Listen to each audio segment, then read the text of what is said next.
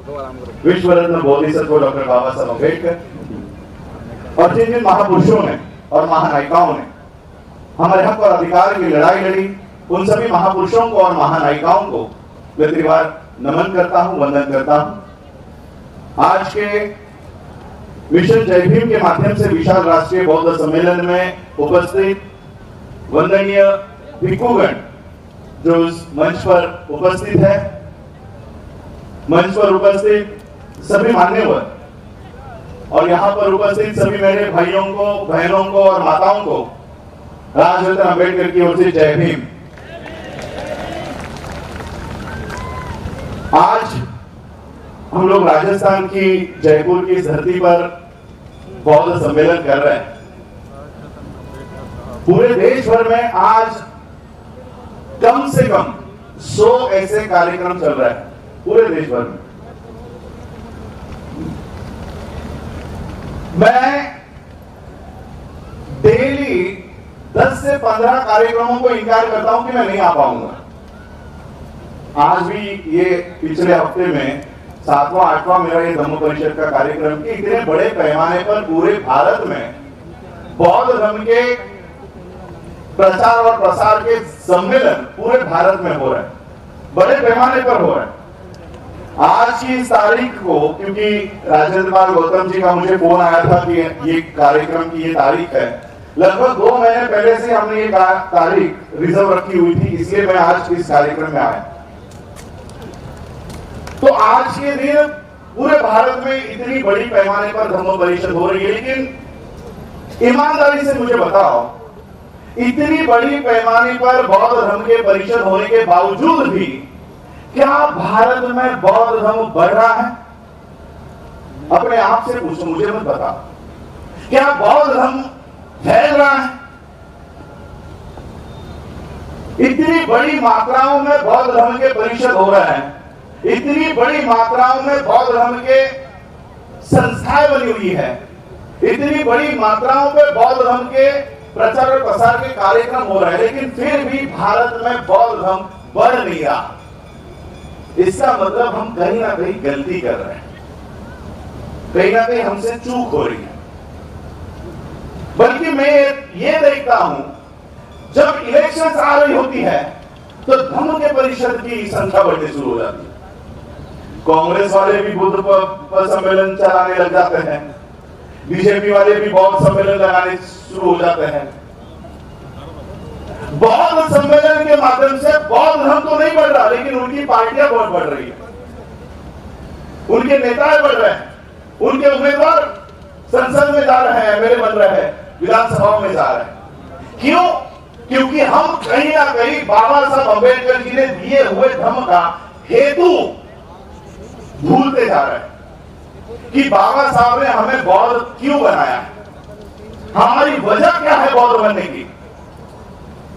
1954 में 1954 में world fellowship of Buddhist के कॉन्फ्रेंस में बाबा साहब अम्बेडकर 4 दिसंबर को वहां पर भाषण करते हैं और विश्व के बौद्धों को यह बताते हैं कि भारत में बौद्ध धर्म को अगर हमें पुनर्जीवित करना है तो कुछ खबरदारी हमें बरतनी होगी।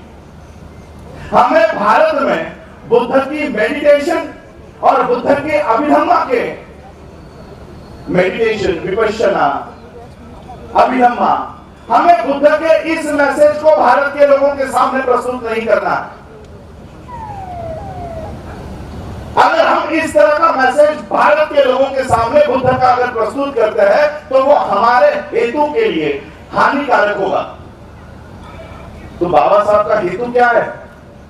हमें बौद्ध बनाने का बाबा साहब अम्बेडकर जी का हेतु क्या है, वजह क्या है कि बाबा साहब हमें बौद्ध क्यों बनाकर चले गए हैं, जबकि 6 महीने में इलेक्शंस थी। 14 अक्टूबर 1956 को बाबा साहब अम्बेडकर जी ने पहले खुद बौद्ध धर्म की दीक्षा ली और उपस्थित 5 लाख से भी ज्यादा अनुयायियों को बाबा साहब अम्बेडकर जी ने बौद्ध धर्म की दीक्षा दी 14 अक्टूबर को।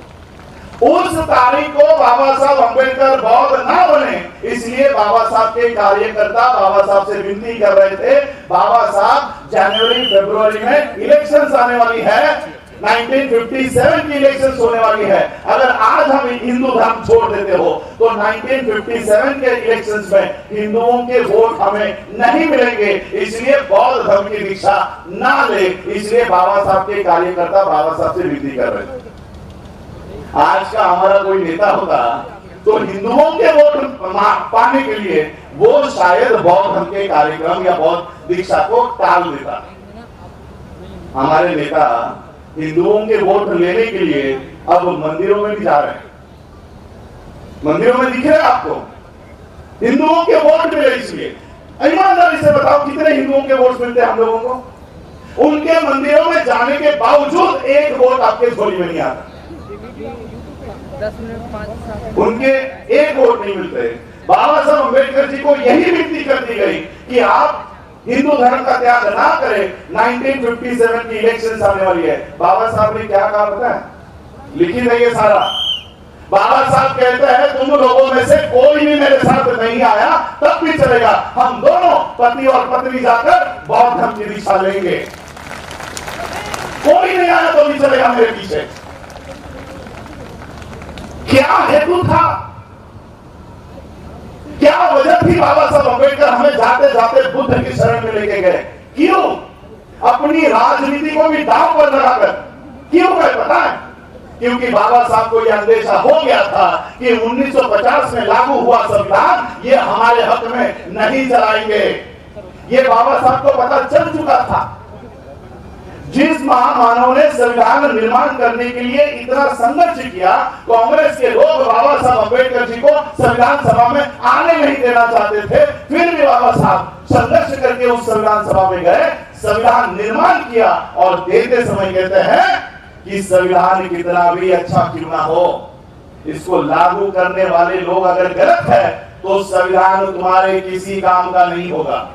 बाबा साहब अमर रहे, बाबा साहब अमर रहे। बाबा साहब। अब मुझे बताओ कि आज जो लोग संसद में बैठे हुए हैं, आज जो लोग विधानसभा में बैठे हुए हैं, आज जो लोग राज्यसभा में बैठे हुए हैं, क्या वो देश को संविधान पर चला रहे हैं? नहीं चला रहे हैं। जब संविधान पे चला ही नहीं रहा है तो किसके पास जाओगे? किसके भरोसे पर रहोगे? ये बात बाबा साहब ने 1950 में ही पहचान ली थी कि मैंने सिर्फ भारत का ही नहीं विश्व का सबसे बढ़िया संविधान बनाया है, लेकिन मैं नालायक लोगों के हाथों में दे रहा हूं, ये लोग संविधान नहीं चलाएंगे। ये बात बाबा साहब को पता चल चुकी थी। ये बात बाबा साहब को पता चल चुकी थी। इसलिए बाबा साहब अंतिम समय तक भी, यहाँ भीमराव जी यहाँ पर बैठे हुए बाबा साहब अम्बेडकर जी के पोते हैं, मेरे चाचा हैं, अंतिम समय तक भी वो अपने परिवार के लिए नहीं सोच रहे थे कि मेरी प्रॉपर्टी का हिस्सा मैं बांटूं तो मेरे बेटे के नाम पे क्या रखूं, मेरे नेफ्यू के नाम पर क्या रखूं, मेरे बीवी के नाम पर क्या रखूं। इसलिए बाबा साहब अपनी प्रॉपर्टी की वहां पर विल नहीं तैयार कर रहे थे। मेरे जाने के बाद मेरे समाज के लोग बुद्ध धर्म का ठीक से और सही से पालन करें, इसलिए बुद्ध और उनका धर्म ये ग्रंथ तैयार कर रहे थे आपके और हमारे लिए। परिवार की हिस्सेदारी नहीं बांट रहे थे। अंतिम समय तक बाबा साहब के ध्यान में, विचार में, मन में, मस्तिष्क में उनका परिवार नहीं था, समाज था। इसलिए ये तो हम लोग यहाँ बैठे हैं ना, भीमराव जी, मैं, हम बाबा साहब के परिवार के लोग नहीं हैं। हम बाबा साहब का परिवार नहीं है। 4 बच्चे मर गए बाबा साहब के। बाबा साहब रोते हुए घर में बैठे नहीं रहे। आपके बच्चे ना मरे इसलिए कंटिन्यूसली आपके लिए काम कर रहे थे। हम तो सिर्फ खून के रिश्तेदार हैं। असली परिवार ये मेरे सामने बैठा हुआ है। ये है बाबा साहब का असली परिवार, जिनके लिए बाबा साहब अंतिम समय तक लड़ रहे थे। और इसलिए बाबा साहब जाते जाते हमें बुद्ध की शरण इसलिए देकर गए कि जिस दिन इस देश का संविधान तुम्हारे पक्ष में खड़ा करना बंद कर दिया जाएगा, उस दिन बुद्ध की शरण में चले जाओ। ये बुद्ध तुम्हारे लिए खड़ा हो जाएगा और तुम्हारी रक्षा के लिए आगे आएगा। इस बुद्ध में क्या ताकत है ना, ये मोदी से पूछो, मोदी से पूछो। जो आदमी बचपन से लेकर जवानी से लेकर बुढ़ापे तक बुद्ध के धर्म का विनाश करने के लिए तैयार किया गया है, आरएसएस के माध्यम से बुद्ध को नष्ट करने के लिए तैयार किया गया है, वो प्रदेश में जाकर इसको कहना पड़ता है कि मैं बुद्ध की धरती से आया। जो आदमी ट्रेन किया गया है बचपन से, जो आदमी ट्रेन किया गया है बुद्ध के मिशन को खत्म करने के लिए, वो ये कह रहा है कि मैं बुद्ध की धरती से आया। भारत बुद्ध का देश है। मैं तो बहुत अभी कंट्रोवर्सी राजेंद्र पाल जी चल रही है, इंडिया भारत इंडिया भारत। मैं मोदी जी का स्वागत करना चाहूंगा इसलिए, और अंध भक्तों को बताना चाहूंगा कि भक्तों, तुम कह रहे थे कि भारत को हिंदू राष्ट्र बनाएंगे, तेरे आका ने भारत को भारत सम्राट अशोका का भारत बना दिया। कहेगा हिंदुस्तान, तुम्हारा आका ही इसको भारत कह रहा है, कहेगा हिंदुस्तान। मोदी जी का स्वागत करता हूं इस बात के लिए। इंडिया दैट इज भारत, ये बाबा साहब ने दिया हुआ नाम है।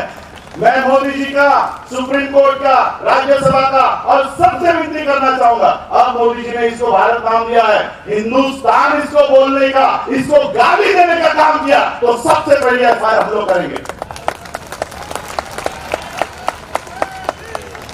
ये घटिया नाम इस देश को नहीं पढ़ना चाहिए, हिंदुस्तान। जिसको इस देश को हिंदुस्तान बनाना है वो भारत के बाहर जाए, कोई भी टापू खरीद ले और वहां पर जाके अपना हिंदुस्तान बनाए, यहां पर नहीं चलेगा। इस देश में नहीं चलेगा। ये इंडिया है, दैट इज भारत, सम्राट अशोका का भारत, सम्राट अशोका का भारत। और यही बात बाबा साहब ने पहचानी थी कि आने वाले समय में ये हमारे संवैधानिक हक और अधिकार हटाएंगे।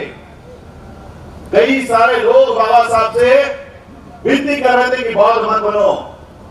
किसी पत्रकार ने यह भी कह दिया कि आप आपके लोगों का दिशा भूल कर रहे हो, लोगों को गलत राह पर लेके जा रहे हो। अगर ये बौद्ध बनता है तो इनको जातियां तो छोड़नी पड़ेगी, और अगर जातियां छोड़नी पड़ेगी तो जाति से चिपके हुए जो काम है वो भी उनको नहीं मिलेंगे।